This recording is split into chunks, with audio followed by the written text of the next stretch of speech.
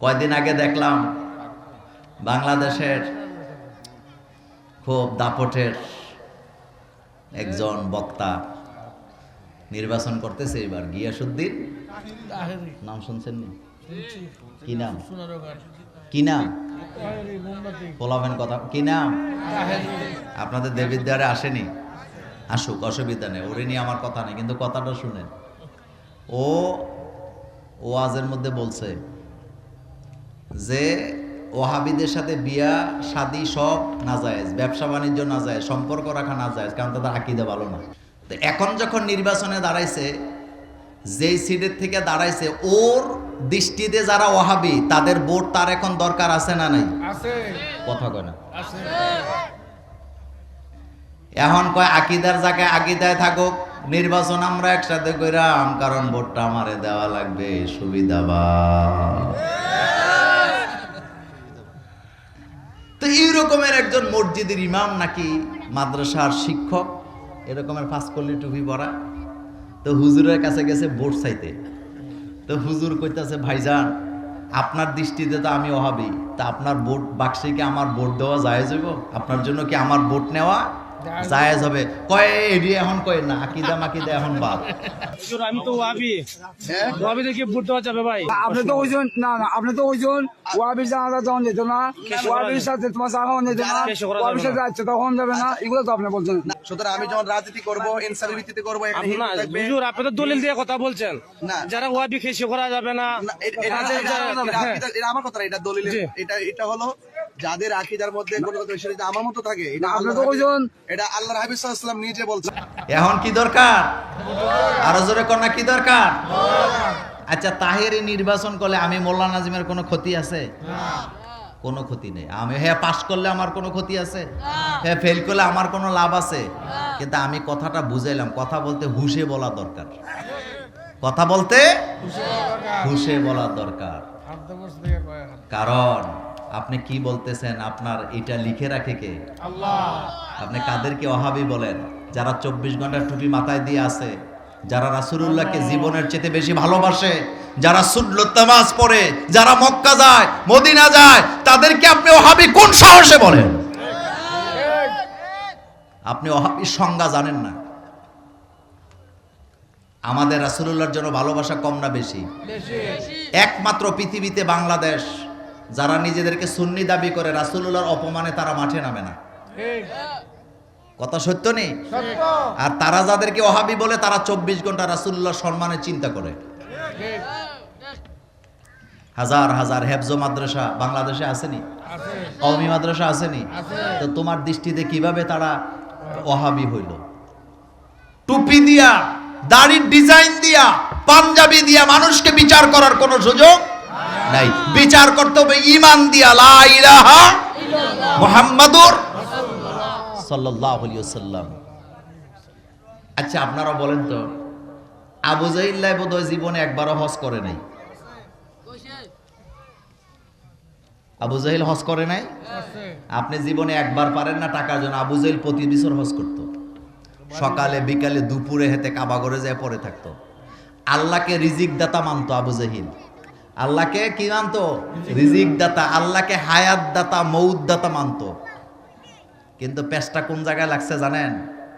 একটা জিনিস মানতো না, লা ইলাহা, ইলা মানতো না। বলেন কি মানতো না? আরো জোরে বলেন, কি মানতো না? ইলা। ইলার বাংলা কি? আমার উপরে আইন চালাবার একক ক্ষমতা কার? আল্লাহ। আমার উপরে হুকুম চালাবার একক ক্ষমতা কার? আল্লাহ।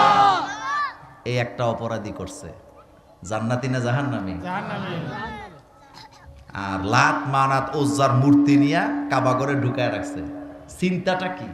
যে তাদের সাথে আল্লাহ সম্পর্ক ভালো ছিল, এখন দেবতাদের মাধ্যমে আল্লাহর কাছে চাইলে আল্লাহ দিবে।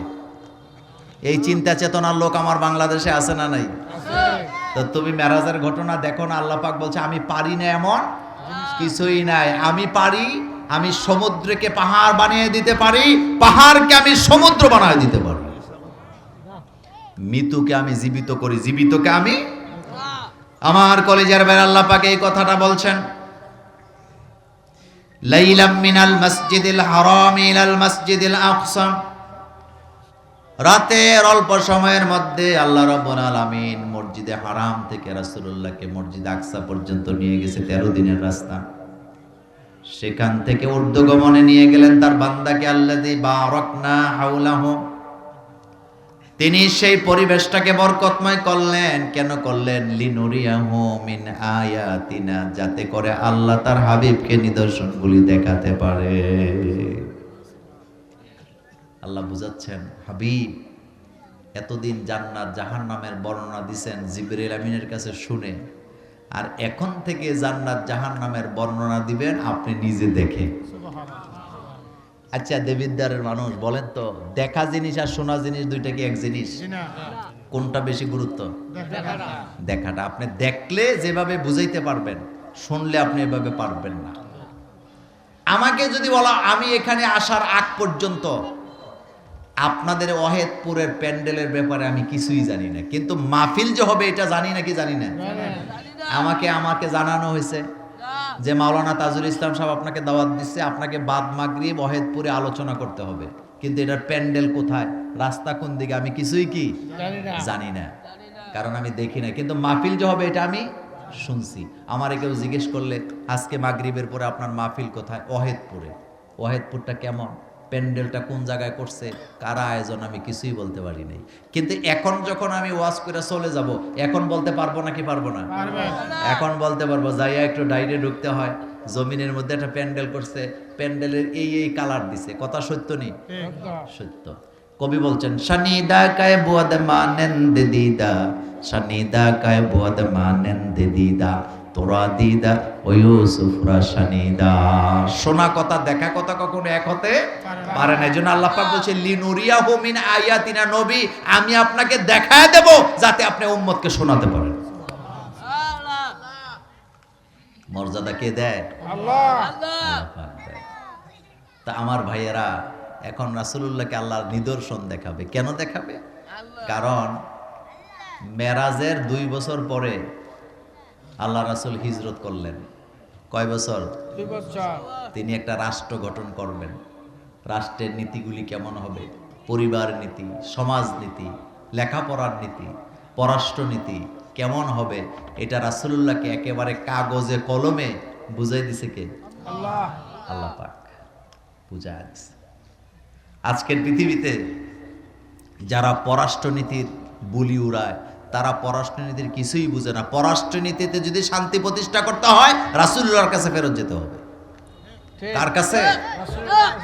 বর্তমান পৃথিবীতে পররাষ্ট্রনীতি বলতে কোনো নীতি আসেনি, পররাষ্ট্রটা আছে, নীতিটা নেই। আচ্ছা বলেন তো, যদি নীতি থাকতো তাহলে একটা স্বাধীন দেশের প্রেসিডেন্ট তার বউ লইয়া ঘুমাইছে, বুঝেননি কথা? কি লইয়া ঘুমাইছে? বেডরুমের ভিতরে। স্বাধীন দেশের প্রেসিডেন্ট তার স্ত্রীকে নিয়ে বেডরুমে ঘুমাইছেন, ভেনেজুয়েলার প্রেসিডেন্ট। আর আমেরিকা 100 বিমান নিয়ে একসাথে গিয়ে হামলা করে বাড়িঘর প্রাসাদ ভেঙে তার নিরাপত্তা কর্মীদেরকে হত্যা করে প্রেসিডেন্টের বউকে ওখান থেকে তুলে নিয়ে আসছে। আর আমেরিকা সারা পৃথিবীর শিখায়, তারা বলে আমাদেরকে পররাষ্ট্রনীতি শিখাইতে আসে। আমাদের বাংলাদেশের মানুষ যে কত বোকা! আমরা সব সময় পশ্চিমা গণতন্ত্রের বুলি উড়াই না সাংবাদিকেরা টেলিভিশনে বইয়া, অথচ এরা জানেই না পশ্চিমারা যেই গণতন্ত্রের গণতন্ত্র কয় ওইটা তারা নিজেরাই মানে না, এটা আমাদের উপরে চালায়। আমেরিকার ইতিহাসে কোন নারী আজ পর্যন্ত প্রধানমন্ত্রী হয়েছে নি? কথা কন না কেন?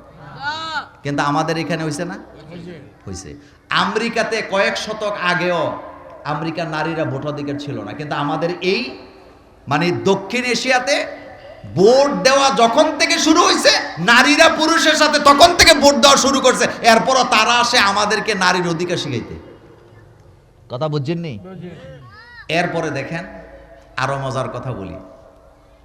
এই যে হেরে ঘর থেকে তুললে আনছে, হের অপরাধ কি জানেন? হের অপরাধ হইল সে নাকি মাদক বিক্রি করছে, মাদকওয়ালাদেরকে সহযোগিতা করছে। আসলে মূল কথা এটা না, মূল নজর হইল কিসের মধ্যে জানেন নেই?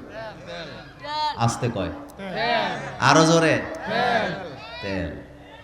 আগামীর বিশ্বে যত যুদ্ধ হবে সব হবে তেল নিয়া। কি নিয়া? পৃথিবীতে যত তেল আছে 17% তেল এই ভেনেজুয়েলায় আছে। আপনি সোজা মনে করেন, অলরেডি প্রেসিডেন্টে আনার 3 দিনের মাথায় ঘোষণা দিছে তেল বিক্রি বন্ধ। কি বিক্রি বন্ধ? তো এটা পৃথিবীর কোন সভ্য জাতি করতে পারে? আর তারা আসে আমাদেরকে নীতি শিখাইতে, গণতন্ত্র শিক্ষা দিতে। আর আমাদের দেশের সাংবাদিকেরা তাদের ট্যাবলেট খাইয়া কিভাবে বাংলাদেশে ইসলামপন্থীদেরকে ঠেকানো যায় তারা সেভাবে এখন গু খাইয়া তারা রাস্তার মধ্যে নামছে। আমি পারি না, আমি খুব ব্যস্ত মানুষ, আপনারাই জানেন। আমরা জুমা পড়াইছি আজকে নাঙ্গলকোটের শেষ মাথা, একেবারে নোয়াখালীর বর্ডারে। রাস্তায় প্রচন্ড জ্যাম। তো জুমা পড়ে খাওয়া দাওয়া করতে করতে মোটামুটি 2:30 বাজছে। মাথায় চিন্তা ছিল যে মাহফিলটা ধরতে হবে। ওখান থেকে এক টানে আপনাদের ওয়াইদপুর আসছি, জ্যাম ট্যাম ধাক্কাইতে ধাক্কাইতে আইসা এখানে মাগরিবের নামাজ পড়লাম, একটু নাস্তা করলাম, এরপরে স্টেজে উঠলাম। এখান থেকে আবার আমাদের নিয়মিত আরেকটা মাহফিল আছে। এখন কইবেন কয়টা রাখেন? মূলত আপনাদেরটা পরে রাখছি। প্রায় সময় এমন হয় যারা পরে মাহফিল নেয় কয় হুজুর কয়টা মাহফিল রাখছে, তা আপনি না পরে নিছেন? আমার তো আগে মাহফিল 2 বছর 3 বছর আগে দেওয়া। কথা সত্য নেই? তেমন আমি গেলে গা কবেন মোল্লা ভাই তো গেল গা, তো গেছি তো আমি যাই না, আপনি আমার এই টাইমে নিয়ে আসছেন। যাক, আপনারা ভালোবাসেন আমাকে, দোয়া করি আল্লাহ যেন আমাদেরকে কবুল করেন। এটা মূলত মেরাজের মাস। বলেন কিসের মাস? তা আমরা আসেন মেরাজ থেকে কয়েকটা জিনিস জানবো ইনশাআল্লাহ। আল্লাহ রাব্বুল আলামিন বলছেন, আমার সাথে পড়েন, আউযু বিল্লাহি মিনাশ শাইতানির রাজিম, বিসমিল্লাহির রহমানির রহিম, সুবহানাল্লাযী আসরা বিআবদিহি লাইলাম মিনাল মাসজিদিল হারামি ইলাল মাসজিদিল আকসা আল্লাযী বারাকনা হাওলাহু লিনুরিয়াহু মিন আয়াতিনা ইন্নাহু হুয়াস সামিউল বাসীর। কথা কার? আল্লাহ। সত্য না মিথ্যা? সত্য। কদ্দু সত্য? 100%। পার্সেন্টেজে কত? 100তে 100। 1% যদি অবিশ্বাস করে ঈমান আছে না গেছে? গেছে। আমি গতানুগতিক মেরাজের আলোচনা আজকে করব না, আমি অন্য বিষয়গুলো একটু নজর দেব মেরাজ থেকে। প্রথমে যে জিনিসটা জানবো, মেরাজের ঘটনাটা ঘটাইছে কে? আল্লাহ। বলেন কে ঘটাইছে? আল্লাহ পারে না এমন কিছু আছে? আসতে কয় আল্লাহ পারে না এমন কিছু আছে? মনে করেন আপনার বয়স এখন 90 বছর। কয় বছর? 90 বছর। পুরুষের যৌবন কখনো শেষ হয় না, এটা তো আপনারা জানেন। আচ্ছা, 90 বছর বয়সে আল্লাহ আপনার সন্তান দিতে পারবো নি? ক্ষমতা আছে? আছে। আপনাদের নদীতে মরা গাং আছে না? আপনাদের এলাকা আছে নি মরা গাং? মরা গাং কারে কয় বলেন তো? আগে গাংটা এদিক দিয়ে ছিল, তখন ছিল জীবিত, এটা কোনো কারণে আরেক দিক দিয়ে চলে গেছে। তাহলে আগের গাংটা কি ভরাট হয়েছে না? নদীটা আছে, আছে, কিন্তু এটা এখন কি মরা, মানে এটা এখন আর চলে। আচ্ছা, আল্লাহ পাক এই মরা নদীকে আবার জীবিত করার ক্ষমতা আছে নাকি নাই? হযরত ইব্রাহিম আলাইহিস সালাম আল্লাহকে বলতেছে, রব্বি আরিনি কাইফা তুহিল মাউতা, আল্লাহ তুমি আমারে দেখাও তো তুমি মৃত্যুরে কেমনে জীবিত করো। আল্লাহ কয়, আওয়ালাম তুমিন ইব্রাহিম, তুমি কি বিশ্বাস করো না? তো ইব্রাহিম আলাইহিস সালাম বিশ্বাস করেনি? 100% করে। তিনি খলিলুল্লাহ, তিনি বিশ্বাস করেন বলে আল্লাহ পাক আবার জিজ্ঞেস করছে, আওয়ালাম তুমিন, তুমি কি বিশ্বাস করো না? হযরত ইব্রাহিম আলাইহিস সালাম বললেন, আল্লাহ করি, লিয়াতমাইন্না কলবি, যদি আপনি দেখেন আমার কলিজাটা ঠান্ডা হয়। আল্লাহ পাক বলেন, তাইলে তুমি ফাকুজ আরবাতাম মিনাত তায়র, 4টা পাখি ধরে নিয়ে আসো, লালন পালন করো, তোমার কাছে রাখো, খাওয়া দাওয়া করাও, এরপরে তুমি এগুলিকে জবাই করো, উটো কাটো, ভর্তা করো, পাহাড়ের উপরে ছিটায়া দাও। এবার তুমি ডাক দাও, আমি আল্লাহ তোমার চোখের সামনে মৃত্যুকে জীবিত করে দেখায়া দেব।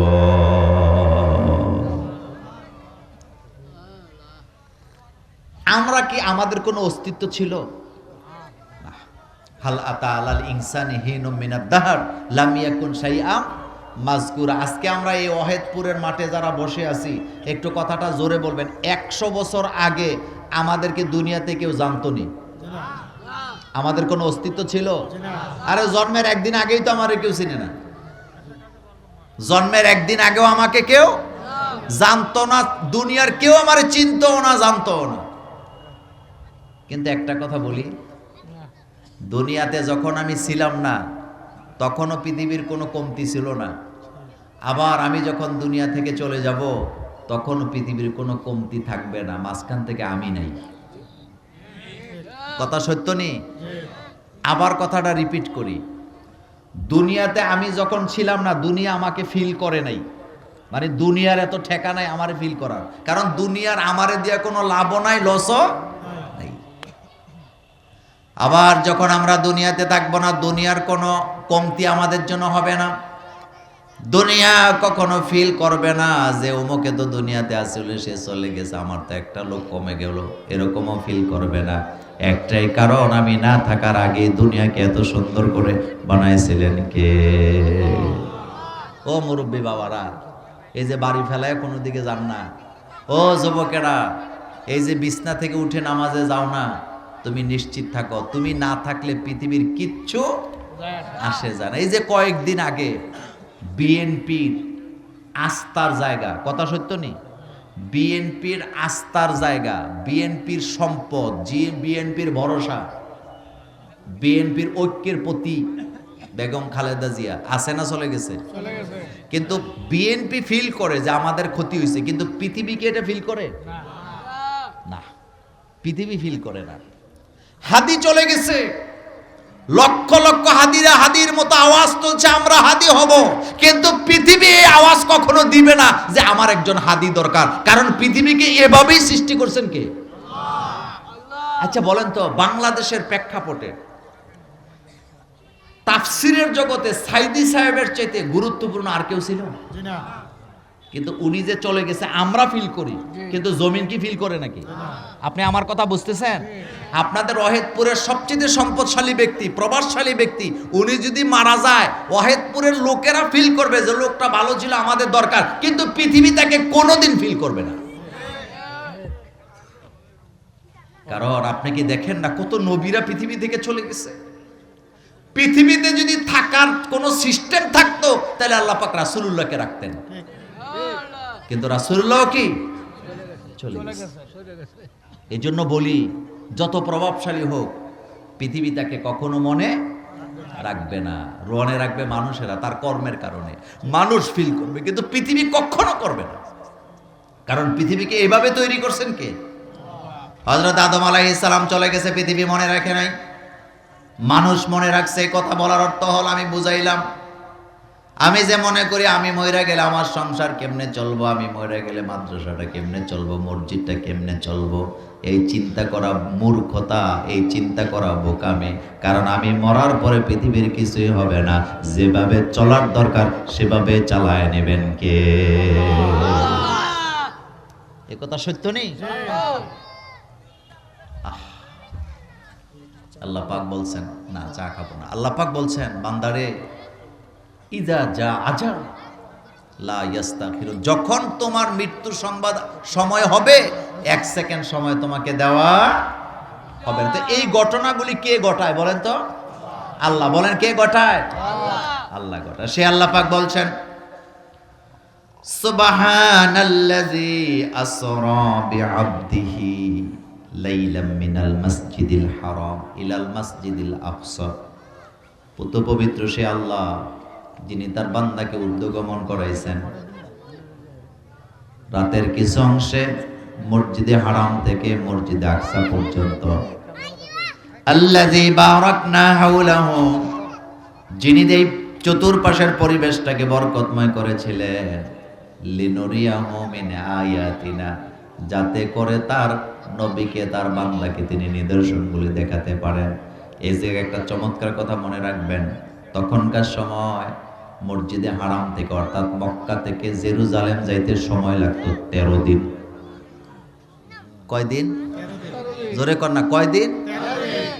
তো রাসূল সাল্লাল্লাহু আলাইহি ওয়াসাল্লাম কি 13 দিনে গেছে, 13 ঘন্টায় গেছে, 13 মিনিটে গেছে, 13 সেকেন্ডে গেছে? না, চোখের পলকে চলে গেছে। এটাকে বিশ্বাস করা সহজ না কঠিন? কঠিন, কঠিন, কিন্তু ঈমান থাকলে সহজ। শোনেন, ইসলামে কি কেনর কোনো জায়গা নাই। আল্লাহ যেভাবে বলছে এভাবে করতে হবে। আল্লাহ কইছে গরু কুরবানি দাও, দাও, কোনো কথা নাই। আল্লাহ বলছে কুরবানি করো, করো। আল্লাহ বলছে হজ করো, করো। আল্লাহ বলছে ফজরের নামাজ পড়ো, পড়ো। আল্লাহ বলছে জোহরের নামাজ পড়ো, পড়ো। হযরত ইব্রাহিম আলাইহিস সালামকে আল্লাহ কয় আসলিম, আত্মসমর্পণ করো।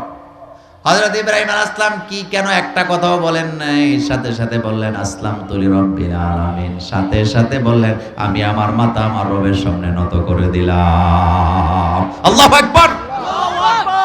আল্লাহর সামনে মাথা নত করলে মর্যাদা বাড়ে না কমে? একটা কথা শুনেন, দুনিয়ার কারো সামনে যদি মাথা নত করেন তাহলে আপনার সম্মান কমবে। আর আপনি যদি আল্লাহর সামনে মাথা নত করেন, দুনিয়ার কাউকে ভয় না পান আল্লাহ ছাড়া, আপনার সম্মান আল্লাহ আকাশচুম্বী বাড়ায় দিবে। চাইতে হবে কার কাছে? আল্লাহর কাছে চাইবেন। আপনি নির্বাচনে দাঁড়াইছেন, আপনি ক্ষমতায় যেতে চান, আপনি পাশ করতে চান, এটা কি মাজারে চাওয়ার জিনিস না আল্লাহর কাছে চাওয়ার জিনিস? খুব সূক্ষ্মভাবে একটা কথা শুনেন, এই যে আমার সামনে একটা মাইক আছে না, এটা যদি আপনি আমার কাছে খুঁজেন যে মোল্লা ভাই এটা দিয়ে আপনি কথা কইতেছেন, আমার এটা দান করে দেন, আমি এটা দান করতে পারবো? কেন পারবো না? কারণ এটার মালিকানা আমি নাই। এটা দান করার ক্ষমতা মালিকের। কথা ঠিক নেই? তুমি ডরায় না, তোমার মাইক আবার নেমো না। কিন্তু এই যে আমার হাতে এই যে ঘড়িটা আছে, আবার চাইও না, কিন্তু চাওয়ার জন্য বলি না। আপনি যদি আমার কাছে এটা চান, আমি এটা দেওয়ার ক্ষমতা আসেনি? আছে, কারণ এটা আমার। এখন জোরে বলবেন, ক্ষমতা কার হাতে? তো নেতারা ক্ষমতা চাইলে চাইবো কার কাছে? হাতে নির্বাচনী প্রচারণা শুরু করে মাজারের থেকে যাই। এমন আসেনি? জোরে বলেন আছে। নির্বাচনী প্রচারণা শুরু করতে চাও, যাও মক্কায় মদিনায়, কারণ আল্লাহর কাছে ওখানে যে ক্ষমতা চাও, মানুষের কাছে ক্ষমতা নাই। মাজারে যাস কোন সাহসে বেটা? মাজারের ভিতরে একটা ছাগল যদি নিয়ে ঢুকায়া দেন, ওই ছাগলটা বাইর করে দেওয়ার ক্ষমতা মাজারওয়ালার আসেনি ভাই? কথা আছে? মাজারে কবরের ভিতরে যিনি শুয়ে আছেন, তার কবরের উপরে যদি আপনি একটা ছাগল ছেড়ে দেন, কবরওয়ালা ছাগলটা খেদাইতে পারবে? খেদানি বুঝেন তো, সরাইতে পারবো নি? আপনি ছাড়েন দেখি পারে কিনা। কারণ সে দুনিয়া থেকে আরেকটা জগতে চলে গেছে। এই জগতের সাথে তার কি নাই? ক্ষমতার কোনো সম্পর্ক নেই। মানুষ মারা গেছে মানে তার এখানে কাট, সব শেষ। দুনিয়ার সাথে ক্ষমতার সম্পর্ক শেষ। দুনিয়ায় কিছুই করতে পারবে না।